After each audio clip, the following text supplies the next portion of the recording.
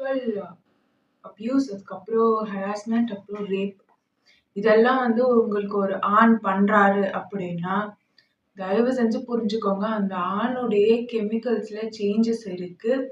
அந்த ஆண் ஒரு நார்மல் பர்சனா அப்போ இல்ல அப்படின்னு. ஸோ அந்த ஆணினுடைய தவறு அது. அதே மாதிரி இப்போ நீங்க அதுக்கு உட்பட்டு இருக்கீங்கன்னா, you are not your body. First நீங்க ஒரு சோல். ஸோ சோலுக்கு ஆண், பெண் அப்படிங்கிற பேதம் எல்லாம் கிடையாது. நான் சொன்னேன் இந்த இயங்கியல்ல ரொம்ப எவால்வான ஒரு என்டிட்டி அப்படின்னா அது பெண் உடல் தான். ஸோ ஆல்ரெடி உங்களோட ப்ரீவியஸ் பர்த்ல எல்லாம் பார்த்தீங்கன்னா, நீங்க வந்து அந்த லைஃப் டைம்ல ஆணா இருந்திருக்கக்கூடிய வாய்ப்புகள் அதிகம். அப்போ இந்த இதுல நீங்க பெண்ணா இருக்கீங்க. ஸோ இந்த உடல்ல நாம இருக்கோம்.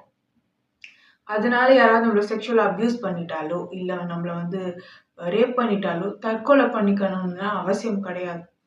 அதே மாதிரி கற்பு அப்படிங்கிறது கெமிக்கலி பேலன்ஸ்டா இருக்கக்கூடிய ஒரு எவால்வ்டு பீயிங்க்கு அவங்களுடைய எமோஷனல் டிசிப்ளின்ல இருந்து வரக்கூடியது தானே தவிர உடல் ரீதியா கிடையாது. அது ஆணுக்கும் இருக்கு, பெண்ணுக்கும் இருக்கு.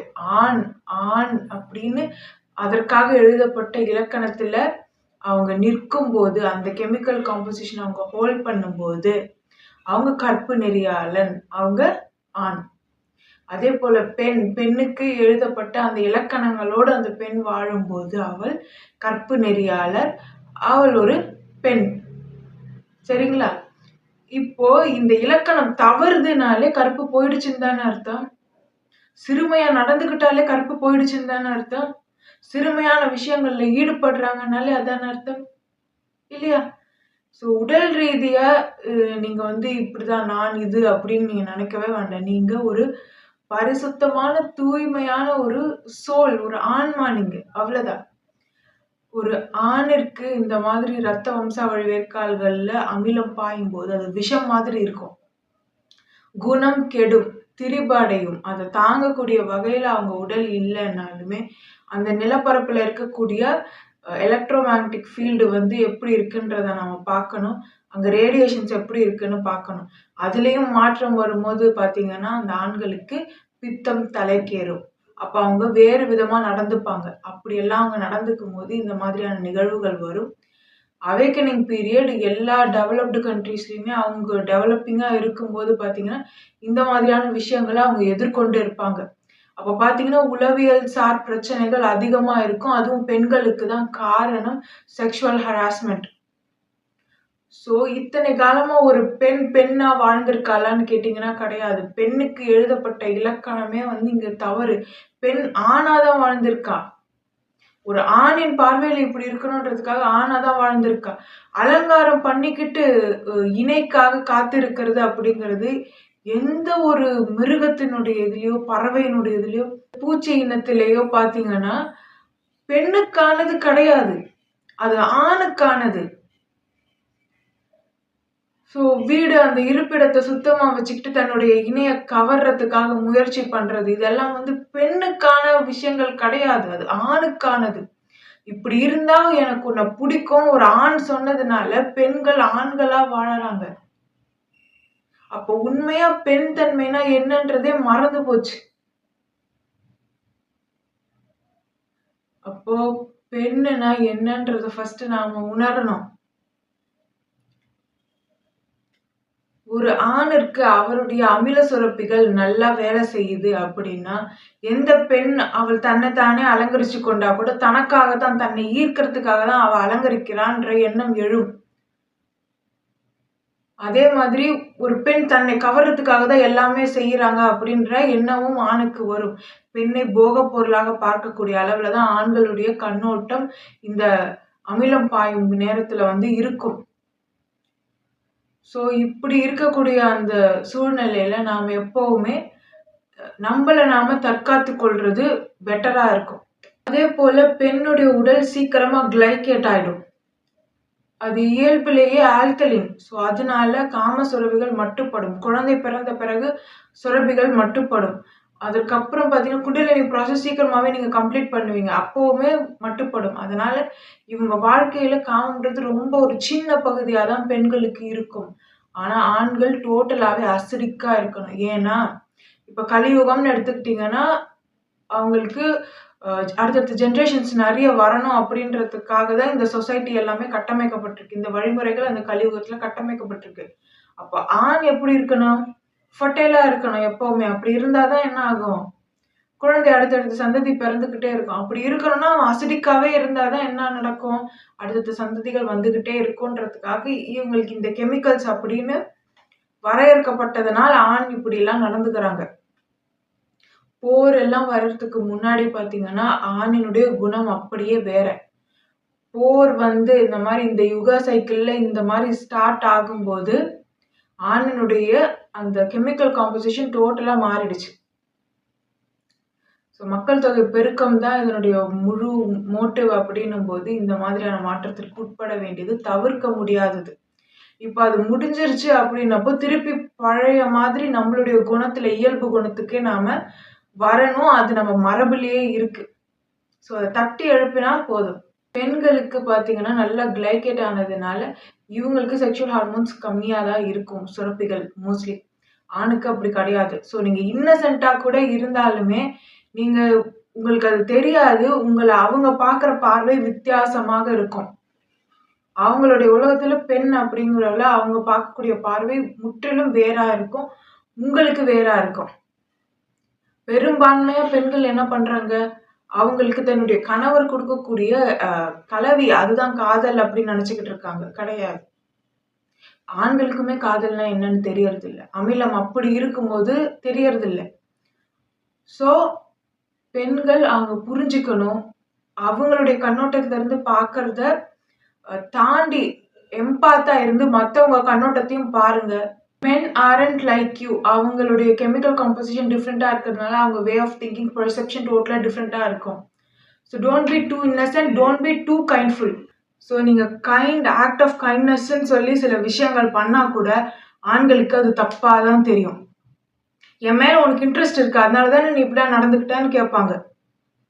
இல்ல நான் அது ஒரு கனிவின் வெளிப்பாடா நான் அதை வெளிப்படுத்தினேன் அப்படின்னு நீங்க சொன்னாலுமே புரிந்து கொள்ளக்கூடிய மனநிலை இல்ல.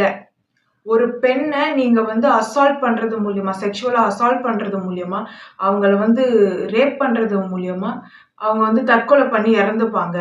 இல்ல அவங்கள நிர்வாணமா ஆக்குறது மூலியமா நாம அவங்கள அசிங்கப்படுத்திடலாம் அப்படிங்கிற எண்ணங்கள் ஒரு ஆணினுடைய மனதுல வெளிப்படுது அப்படின்னும் போதே அவங்க எப்படி உடல் ரீதியா மட்டுமே அவங்களுடைய உணர்வை கொண்டு இருக்கிறாங்க அப்படிங்கிறத நாம புரிஞ்சுக்கணும்.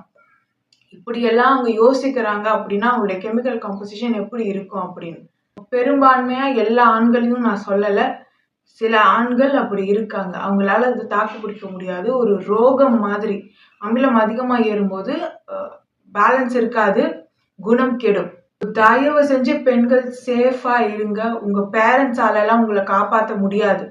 நடந்துருச்சுன்னா நடந்துருச்சு என்ன அப்படின்னு தான் கேட்பாங்க. அதே மாதிரி திருமணத்துக்கு முன்னாடியும் நிறைய அவங்கள பத்தி தெரிஞ்சுக்க முயற்சி பண்ணுங்க. ஒரு அரேஞ்ச் மேரேஜ் அப்படின்றதுக்காக நீங்க அரேஞ்ச் மேரேஜ்னு போனீங்க அப்படின்னா, அதான் சொன்னேன் கல்யாணத்துக்கு அப்புறம் செக்ஷுவல் ஹார்மோன்ஸ் அவங்களுக்கு அதிகமா சுரக்க ஆரம்பிக்கும். அப்போ பார்த்தீங்கன்னா, இன்னும் அவங்க ஜெனடிக்ல இருந்து பழைய தரவுகள் எல்லாம் எடுப்பாங்க. எவ்வளோ அசிடிக் ஆறாங்களோ, அவ்வளோ மூர்க்கத்தனமா மோசமா நடந்துக்கக்கூடிய வாய்ப்புகள் இருக்கு. தயவு செஞ்சு முழுமை அடைந்த ஒரு ஆணை திருமணம் செஞ்சு கொள்றது சிறந்ததா இருக்கும். இல்ல உங்களுக்கு அவங்கள பத்தி தெரியல அப்படின்னா தயவு செஞ்சு பெற்றோர் சொல்றாங்க, இவங்க இப்படி சொல்றாங்க அப்படின்றதுக்காக கல்யாணம் பண்ணிக்காதீங்க. கஷ்டப்பட போறது நீங்க தான். And your soul will be at risk. ஏன்னா யாரை நீங்க திருமணம் செஞ்சுக்கிறீங்களோ, நீங்க அவங்களுடைய தரவுகளையும் சமநிலைப்படுத்த கடமைப்படுவீங்க. இதை பத்தி நான் மற்றொரு வீடியோல பேசுறேன். பெண்கள் மற்ற பெண்களுக்கு உதவி பண்ணணும். பெண்களுடைய குணமே கெட்டு போய் மற்ற பெண்களை பார்த்து பொறாமப்பட்டு மற்ற பெண்களுக்கு இப்படி கேடான நிகழ்வுகள் நடக்கும்போது அதை வேடிக்கை பார்த்து சந்தோஷப்படுற ஒரு மனநிலையை பெண் வளர்த்துக்க கூடாது. அப்படி வளர்த்துக்கிட்டீங்க அப்படின்னா நீங்க ரிகர்சிவ் ப்ரோக்ராமா ஆயிடுவீங்க. உங்களுக்கு நடந்ததே தான் திருப்பி திருப்பி நடக்கும். உங்களுடைய ஆன்மாவை எங்க உபயோகப்படுத்தினாலும் வாழ்ந்த வாழ்க்கையை தான் திருப்பி திருப்பி வாழ்வீங்க. இந்த சுழற்சியில இருந்து என்னோட கான்சியஸ்னஸ், என்னோட சோலை திருப்பி வேற வேற இடத்துல களி நடக்கிற இடத்துல யூஸ் பண்ணாம இதுல இருந்து இந்த சுழற்சியில இருந்து விடுபட முடியுமா அப்படின்னு கேட்டீங்கன்னா, நீங்க ஒரு ரிகர்சிவ் ப்ரோக்ராமா இருந்தா அது ரொம்ப கஷ்டம். பெண்ணுக்கு மோஸ்ட்லி பெண் தான் எதிரியா இருக்காங்க. அவங்கள பார்த்து பொறாமைப்படுறது, அவங்கள பார்த்து இன்ஃபீரியரா ஃபீல் பண்றது, இந்த மாரியான விஷயங்கள்னால, பெண்ணே இன்னொரு பெண்ண, அதுவும் அவங்கள விட கொஞ்சம் மேம்பட்டவங்களா இவங்க தெரியிறாங்க அப்படின்னா, இவங்களால அத ஏத்துக்க முடியாது. இவங்க வாழ்க்கை கெடுற வரைக்கும் கூடவே இருந்து வேடிக்கை பார்க்குற அளவுக்கு சில பெண்கள் இருக்காங்க. ஸோ, அதனால பெண்கள் கிட்டயும் ஜாக்கிரதையா இருக்க வேண்டியது அவசியம். இங்க எல்லாமே கெமிக்கல் தான், கெமிக்கல் ப்ரோகிராம்ஸ் தான். யார் எப்போ எப்படி மாறுவாங்கன்னு சொல்லவே முடியாது. உடல் ரீதியா ஒரு பெண்ண கஷ்டப்படுத்திட்டாலோ, காயப்படுத்திட்டாலோ, அவமானப்படுத்திட்டாலோ, மானபங்கப்படுத்தி அசிங்கப்படுத்திட்டாலோ, உங்கள உங்க ஆன்மாவ நாங்க அழுக்கடைய செஞ்சுட்டோம்னு யாராவது சொன்னாங்கன்னா, அது உண்மை கிடையாது. உங்களுக்கு மதிப்பு கொடுக்கக்கூடிய, நீங்க இந்த இயங்கியல்ல இருக்கீங்கன்னா, உங்களுக்கு முக்கியத்துவம் வாய்ந்த, நீங்க மட்டுமே செய்யக்கூடிய சில விஷயங்கள் இங்க இருக்கும். உங்களோட பர்ப்பஸ்ன்னு சில விஷயங்கள் இருக்கும். சும்மா அந்த வம்சாவழி வேட்கால்கள்ல கடைசியா நீங்க பொறந்துரல. பொறந்திருக்கீங்கன்னா, எல்லாத்தையும் கழிக்க தான் பொறந்திருக்கீங்க. இப்படி ஒரு நிகழ்வு நடக்குது அப்படின்னா, அந்த அலைன்மென்ட் இல்லாம நடக்காது. நடந்திருக்கு. பரவால்ல. இத வச்சு உங்கள எடை போடக்கூடிய சிறுமையான மக்கள் நாங்க யாருமே கிடையாது. என்னைக்குமே ஒரு டிவோர்ஸ் ஆன பெண்ணும் சரி, அபியூஸ், ஹராஸ்மென்ட் எல்லாத்தையுமே தாண்டி வரக்கூடிய பெண்கள மரியாதையாவும், கௌரவமாவும் பார்க்கக்கூடிய சமூகம் தான் இது. அப்படிப்பட்ட ஆட்களும் இங்க இருக்காங்க. கெட்டதும், நல்லதும் பக்கத்துல தான் இருக்கும். ஸோ, அதனால இதுக்காக சூசைட் பண்ணிக்கிறது, இதெல்லாம் தேவையில்லாத விஷயம். கடைசி நேரத்துல இங்க இருந்து ஃபீல்டு அப்கிரேட் ஆகப்போது. எல்லாருக்குமே கெமிக்கலி ஒரு அப்டேட் கிடைக்க போகுது அப்படின்ற அந்த நேரத்துல போய் சூசைட் பண்ணிக்கிறதுன்றது ஒரு சோல் எடுக்கக்கூடிய முட்டாள்தனமான முடிவு. இந்த இயங்கியல்ல நிரந்தரமா இருக்க முடியும்ன்ற அந்த சூழ்நிலையில போய் திருப்பி சுழற்சிக்கு நான் உட்பட போறேன்னு சொல்லி தற்கொலை பண்ணிக்கிறது முட்டாள்தனமான ஒரு முடிவு. இந்த இடத்துல நீங்க வந்திருக்கீங்கன்னா, அவ்வளோ தரவுகளை நீங்க தாங்குறீங்கன்னு அர்த்தம். அப்போ ஹையர் டைமென்ஷன் சோலா தான் இருப்பீங்க. அப்படி இருக்கும்போது இந்த மாதிரியான நினைப்பு வர்றதே உங்களுடைய தன்மைக்கு அது பொருத்தமானதே கிடையாது. இங்க இருக்கவங்க எல்லாருமே எப்படியோ பாக்குறாங்க இந்த கடைசி ஜெனரேஷன் எல்லாத்தையுமே. நீங்க தான் தூக்கி நிறுத்த போறீங்கன்னு நினைச்சுக்கிட்டு இருக்க இந்த சமயத்துல இந்த சின்ன சின்ன விஷயத்துக்கு உடைஞ்சு போறது ரொம்ப இதுவும் ஒரு வகையில சிறுமையான விஷயம்தான். ஸோ, இதுக்கெல்லாம் நீங்க கவலைப்பட வேண்டிய அவசியமே கிடையாது.